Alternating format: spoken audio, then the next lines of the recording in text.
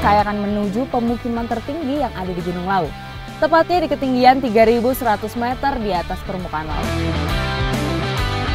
Manis rejo. Ya, kita bisa konsumsi buahnya sama daun mudanya. Gandapura yang udah matang berarti yang warnanya sudah yang hitam, yang gelap seperti ini. Iya, kok kayak minyak ya, Pak?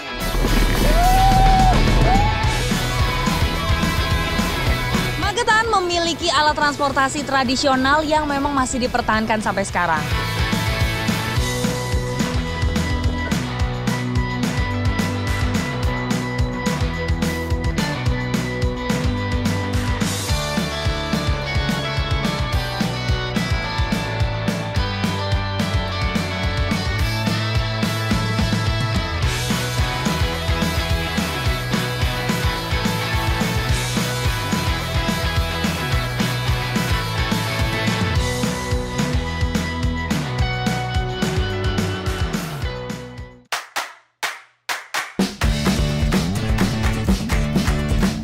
Indonesia menjadi negara ketiga dengan jumlah gunung terbanyak di dunia. Ada sekitar 139 gunung, baik yang aktif maupun tidak.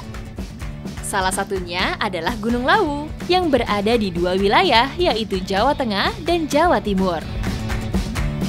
Ekspedisi petualangan saya di desa tertinggi masih berlanjut.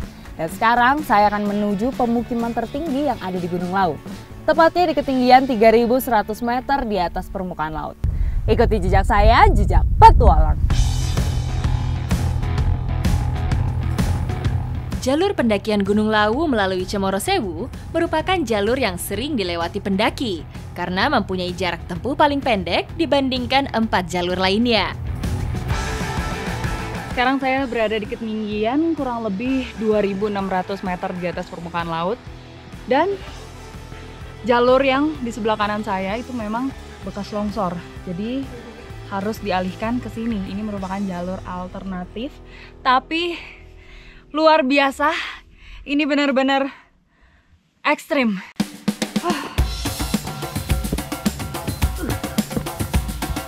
Jalur Cemoro Sewu mempunyai karakteristik tanjakan berbatu yang sangat terjal. Jadi memang jarak antar batunya itu sangat tinggi-tinggi sekali. Dan bisa dilihat bebatuannya ini sangat tajam. Jadi bahaya kalau kita oleng sedikit atau nggak konsen, tetap harus fokus jalannya. Melewati pos 4, saya dikejutkan dengan sisa material longsor yang membuat jalur menuju pos 4 dialihkan ke jalur darurat. Pos 4 berada di ketinggian 2.674 meter di atas permukaan laut. Masih ada pos 5 dan juga nanti di atas ada yang mengejutkan. Rasa takjub dengan indahnya pemandangan sepanjang jalur membuat kaki saya terus melangkah. Saya sudah melewati pos 5 dan berada di ketinggian kurang lebih 3.100 meter di atas permukaan laut. Sekarang udah kira-kira jam 6, berarti nanti sampai atas jam berapa ya? Setengah 7 ada? Oke, setengah 7 boleh. Setengah 7 ya, ngebut kita. Dan ini langsung melihat pemandangan yang sangat cantik sekali, luar biasa. Ada bunga edelweiss juga di depan saya. Lumayan bonus nih, Mas. Aktivitas mendaki memang membutuhkan fisik yang prima. Selain itu, tubuh harus mendapatkan asupan yang cukup untuk terhindar dari dehidrasi. Nah ini nih Mbak, di sini banyak pohon cantiki. Kalau orang sini nyebutnya manis rejo. Manis rejo. Ya, kita bisa konsumsi buahnya sama daun mudanya. Manis rejo, namanya manis. Berarti manis, Mas? Rasanya asam, sepet-sepet gitu. Oh gitu. Ini nih yang muda ini toh? Iya, iya. Pohon cantigi menjadi berkah tersendiri bagi para pendaki. Buahnya bisa menjadi camilan segar yang menyehatkan saat istirahat.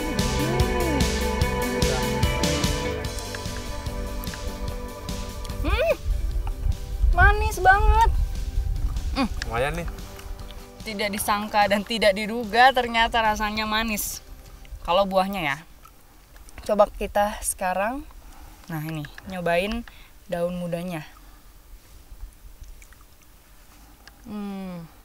Kalau daunnya itu rasanya sepet-sepet gitu sih. Cuma segar. Dan ini punya khasiat bisa melegakan tenggorokan. Jadi lebih plong gitu ya. Memiliki ketinggian 3.265 mdpl, Gunung Lawu masuk ke dalam 10 besar gunung tertinggi di Pulau Jawa. Bulan Mei hingga September merupakan waktu terbaik untuk bisa menikmati panorama alam dari puncak gunung stratovolcano ini.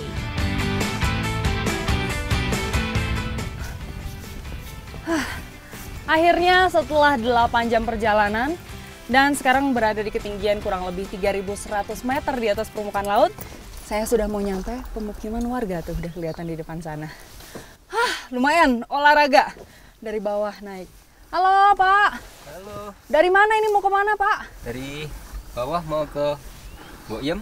Oh, mau ke Mbok Yem. Ini isinya apa? Isinya logistik. Oh, logistik. Ya. Oh, jadi Bapak porter. Oh, begitu. Saya juga mau ketemu Mbok Yem. Kalau gitu kita ke sana bareng. Monggo. Oke. Silahkan. Iya, Pak.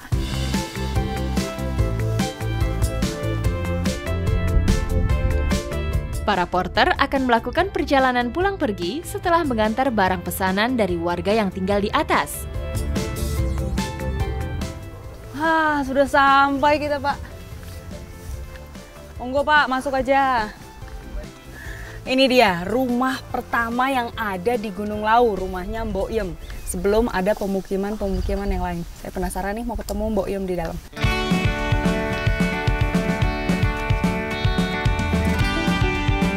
Hargodalam merupakan pemukiman tertinggi yang ada di Indonesia, dengan ketinggian sekitar 3.200 meter di atas permukaan laut.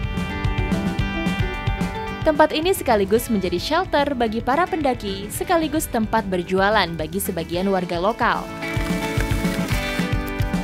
Ini kira-kira beratnya berapa? 35 kilo? 35 kilo ya. Per Jadi 35 kilo. per karung?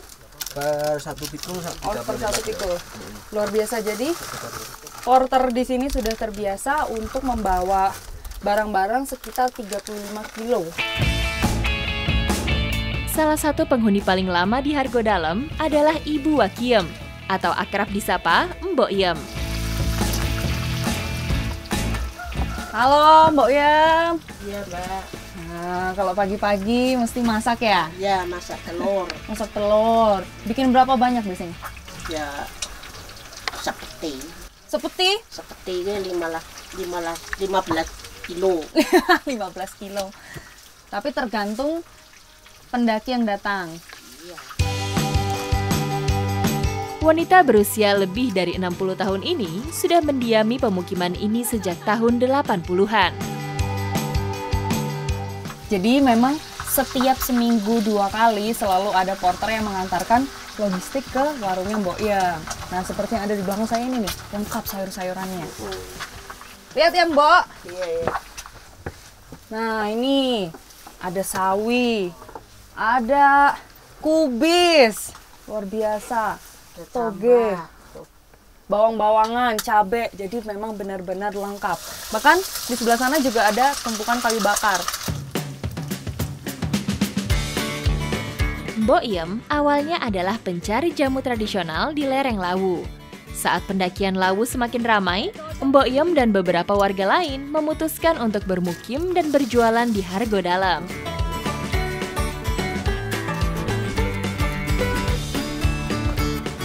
Mas, makanan sudah siap. Jadi inilah dia, adanya pemukiman di Gunung Lawu menjadi penyelamat para pendaki. Jadi nggak perlu bawa persediaan yang banyak karena nasi, telur, pecel, lengkap semuanya ada. Jadi kenyang. Mas, ini.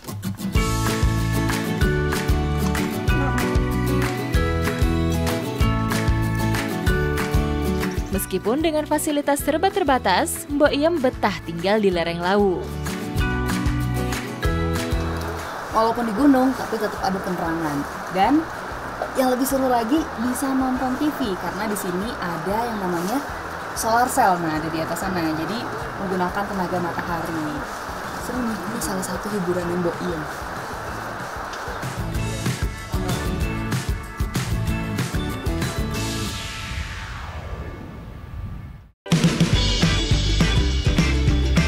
Bertahan hidup di daerah ketinggian bukanlah perkara mudah. Beruntung, alam Gunung Lawu tidak hanya indah di mata, namun juga kaya akan vegetasi yang mampu dimanfaatkan secara arif oleh warga yang tinggal di sini. Jadi awal mula Pak Muiz ini bertemu dengan Mbok Iem itu dengan mencari jamu. Mbok Iem juga dulu sebelum tinggal di sini nyari jamu. Nah, saya penasaran nih, jamu seperti apakah yang memang dicari dan khasiatnya sangat bagus sekali. Sekarang saya mau cari-cari, katanya ada banyak ya jenisnya. Ada berapa macam? Ikuti jejak saya, jejak petualang. Jamu yang akan kita Ada beberapa macam tanaman herbal khas Lawu yang bisa kita jumpai. Salah satunya tanaman prono kuning. Dia berduri ya. Harus hati-hati karena batangnya itu berduri. Nah, ini durinya nih. Oh, tajam lumayan. Prono kuning namanya Mbak ya. Nama jamunya adalah prono kuning.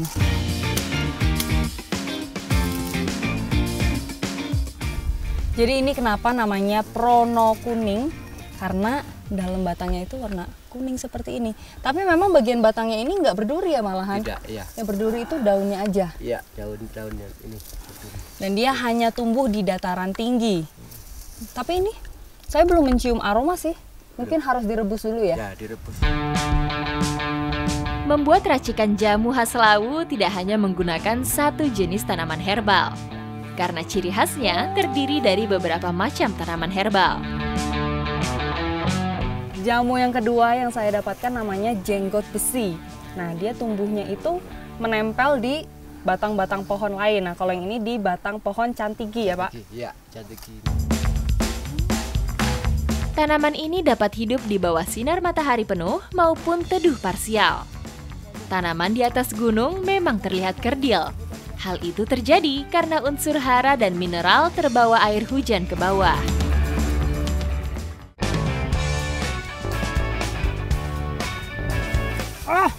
Lagi, Pak. Wah. Nah, ini dia.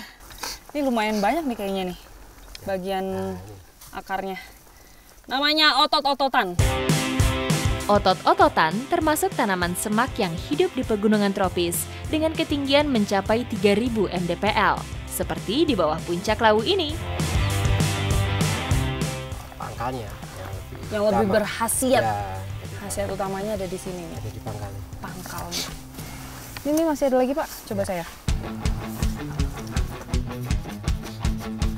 Saya harus menggali tanah untuk mendapatkan pangkal tanamannya. Oke, udah cukup? Ya, betul. Sudah ada 3 jenis ya? Ya, Udah ada otot-ototan. Apa tadi? Jenggot besi. Satu lagi prono kuning. prono kuning. Sudah ada 3 jenis jamu. Mau kita olah habis ini. Keberuntungan berpihak pada saya dan Pak Muiz. Saya bertemu satu jenis tanaman herbal yang cukup susah didapat. Saya mau nyobain gandapura. Nah, ini buahnya. Yang udah matang berarti yang warnanya sudah Yang hitam. yang gelap Hitam. seperti ini. Ya. Langsung makan ya, Pak. Ya. Kayak minyak gandapura. Seperti minyak kan? Iya, kok kayak minyak ya, Pak? Ya, kayak minyak gandapura ini. Memang namanya gandapura ya, jadi. Iya benar-benar. Makanya mungkin disebut jamu karena memang dari segi rasa ya nggak ada manis, nggak ada Ya. asam gitu, tapi malah kayak minyak, kayak minyak. obat. Gandapura merupakan jenis perdu yang daunnya bisa diolah menjadi minyak atsiri atau wintergreen oil. Habitat tumbuhnya adalah daerah yang memiliki ketinggian antara 1.500 hingga 2.700-an meter di atas permukaan laut. Nah, udah cukup segini aja. Ya, ambil secukupnya aja. Jangan berlebihan ya. Ya. Tapi kalau kebanyakan bahaya. Ya, semua kalau kebanyakan pasti berbahaya. Untuk kesehatan juga. Segalanya kalau dimakan berlebihan tidak baik. Oke, Pak, kita lanjut yuk. Yuk.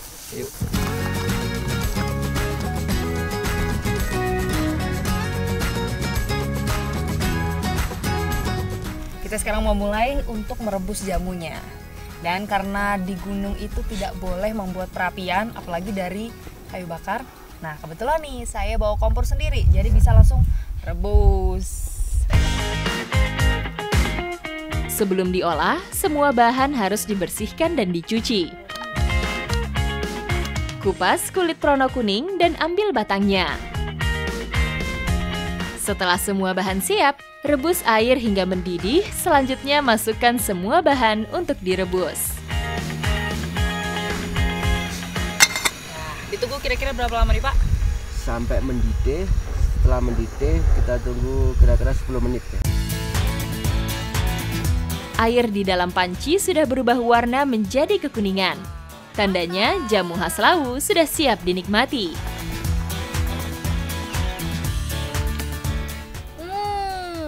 Aromanya nih udah jamu banget.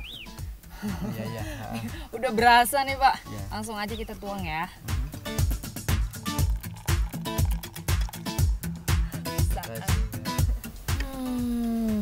Lumayan nih untuk menghangatkan tubuh. Ya. Di tengah-tengah udara yang dingin.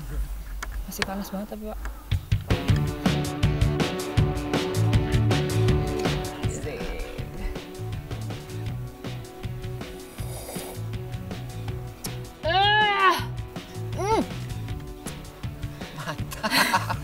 Luar biasa ini pahitnya.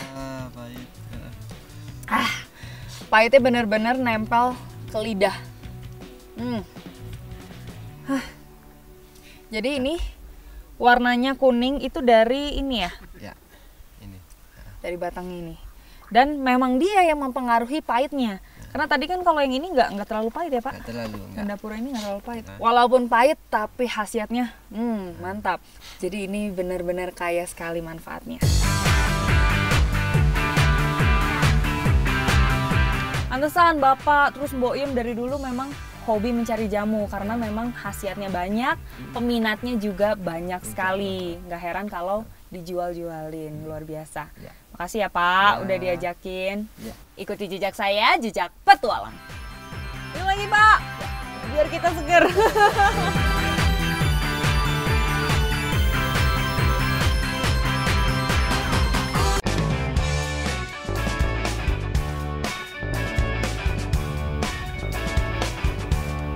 Warga yang tinggal di Hargodalam tidak bercocok tanam, sehingga semua bahan pangan disuplai dari bawah. Namun, ada beberapa tanaman liar yang biasa dikonsumsi warga yang tinggal di sini. Pemukiman di Hargodalam masih menyimpan banyak sayur-sayuran hutan. Sekarang saya bersama Pak Kelik mau mencari sayur-sayurannya. Ikuti jejak saya, jejak petualang. Warga Hargodalam menyebut tanaman ini sawi gunung atau biasanya dikenal dengan sawi tanah. Jadi kalau warga di sini kehabisan stok sayur, tinggal ngambil aja di belakang rumah, enak. Dan ini juga tumbuh liar. Sawi gunung tumbuh di sekitar pemukiman Hargodalam. Kalau dari baunya. Uniknya, tanaman ini tidak ditemui di atas maupun pemukiman yang berada di lereng gunung. Ini cara ngambilnya juga dipotong-potong karena nanti dia akan tumbuh dengan sendirinya lagi. Tumbuhnya lebih banyak lagi dong Pak. Tambah lebat. Malah jadi tambah lebat. Bagus. Sawi gunung itu hanya ada dan hanya bisa hidup di dataran tinggi seperti di Gunung Lawu ini. Karena kalau misalnya dia di dataran rendah mungkin bisa hidup tapi jenis daunnya tuh jadi beda, jadi lebih tebal. Mungkin kalau dimakan jadi kayak kurang enak gitu ya Pak. Saya penasaran bagaimana rasa dari sawi gunung ini. Jadi ini sayurannya mau dimasak menjadi sawi gunung lawu oseng. Oseng. Oseng pakai telur. Kayak telur. Jadi bumbunya cukup sederhana aja, tapi pasti nanti rasanya Iya. Sip. sip. Sawi gunung mempunyai tekstur daun yang lebih kaku daripada sawi pada umumnya. Nah, sawi gunungnya ini memang harus direbus terlebih dahulu sebelum dioseng, supaya nanti lebih lunak teksturnya dan juga menghilangkan rasa pahitnya. Jadi saya mau ambil air dulu ya Bu. Iya. Jadi ini namanya adalah Sendang Derajat, yang merupakan salah satu sumber mata air yang ada di Gunung Lawu. Ambilnya juga harus bergantian, ngantri. Mata air ini dikenal sebagai salah satu petilasan Prabu Brawijaya V yang merupakan raja terakhir kerajaan Majapahit. Mata airnya mempunyai kedalaman 2 meter dan dapat diminum langsung. Biasanya, para pendaki memanfaatkan untuk bekal selama pendakian. Merebus sayur tidak boleh terlalu lama supaya kandungan nutrisi di dalamnya tidak hilang. Nggak perlu nunggu lama-lama, ini baru dimasukin 5 menit udah langsung matang. Nggak matang sih Bu, udah mendidih. Berarti kita angkat aja ya.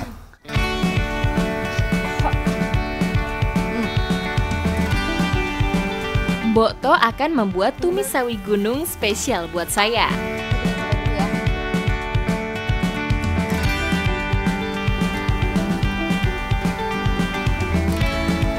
Ini sebenarnya udah enak banget Bu, tapi memang sayurnya ini pahit ya. Pahit dong. Walaupun udah direbus, tapi rasa pahitnya itu memang tetap masih ada. Aromanya sangat menggoda, cocok dimakan hangat-hangat. Bagi-bagi ya. Lagi di gunung seperti ini, nggak ada lagi yang lebih nikmat dari makan-makan bersama sambil menikmati kehangatan. Walaupun di luar hujan, tapi di dalam tetap hangat. Kebersamaannya dapat. Ikuti jejak saya, jejak Petualang.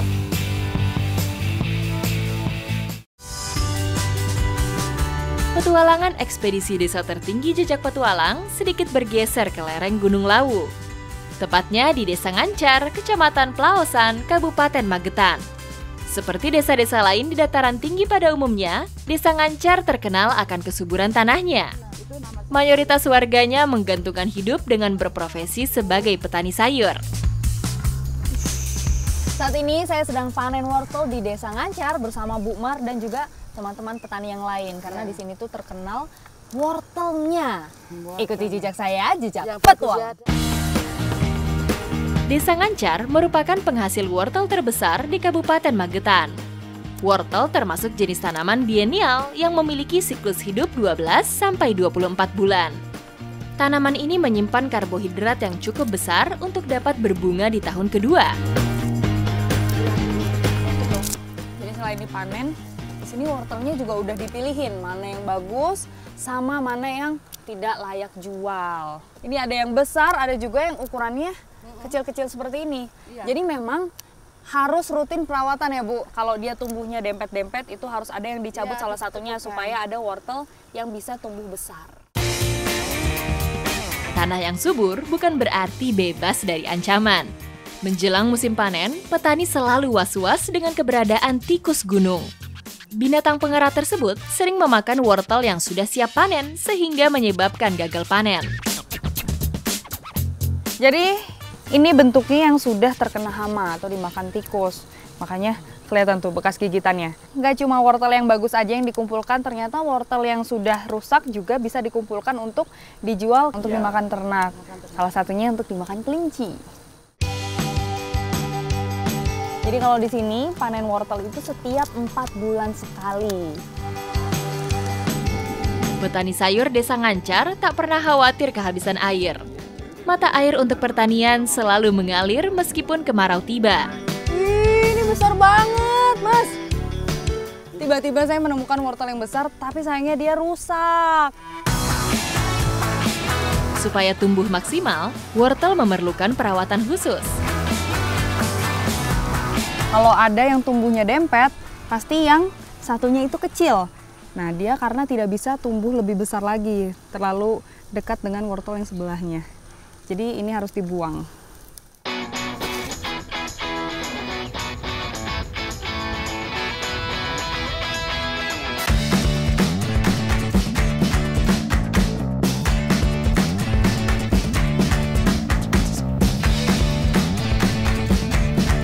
Magetan memiliki alat transportasi tradisional yang memang masih dipertahankan sampai sekarang. Tapi seiring perkembangan zaman, bentuknya sudah semakin unik, seperti mobil balap F1. Dan sekarang saya mau balapan bersama mas-mas yang ada di depan dan juga di belakang saya. Ikuti jejak saya, jejak petualang.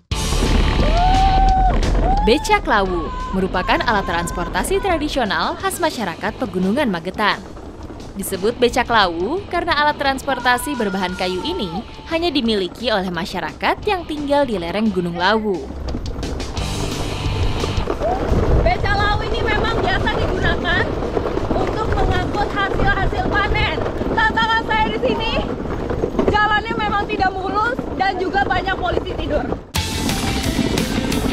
Kendaraan ini bisa melaju tanpa mesin, namun mengandalkan jalan menurun khas pegunungan. Mengendarai becak lau memang tidak semudah itu karena kita harus mengendalikan pakai kaki, dan tadi kaki saya sempat terjepit juga. Mengendarai becak lau membuat adrenalin saya meningkat. Becak kayu meluncur dengan roda kayu yang dilapisi karet pada bagian luarnya. Jadi antara otak dan juga kaki itu harus sinkron. Kita mau belok ke kanan, otomatis juga harus kakinya diputerin ke arah kanan. Untuk sistem pengereman menggunakan tuas yang dikaitkan dengan kayu untuk menahan laju roda. Saat ini becak lau memang semakin sulit dicari keberadaannya. Saya beruntung bisa mencoba menaikinya. Ikuti jejak saya, jejak petualang.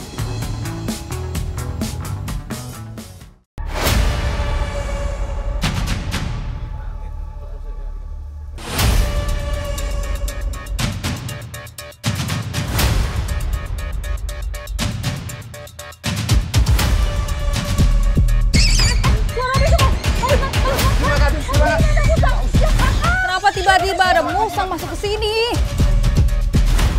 Musang biasa hidup di sekitar pemukiman.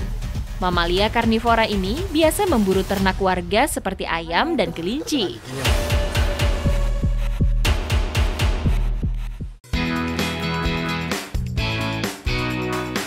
Ternak kelinci menjadi salah satu penunjang ekonomi masyarakat di sini.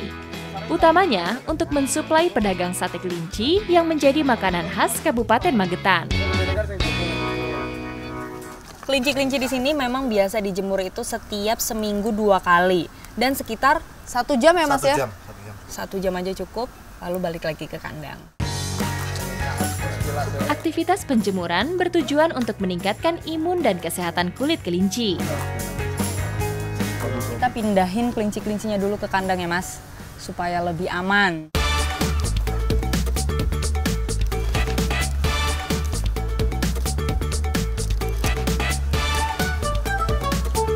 Kelinci sudah masuk kandang.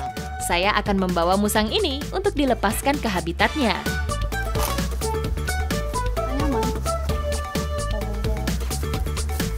Sini aja, Pak. Sini aja ya? Ya, ini udah semak-semak dan jauh dari pemukiman ini. Cocok berarti sini. Oke, yuk kita buka saja.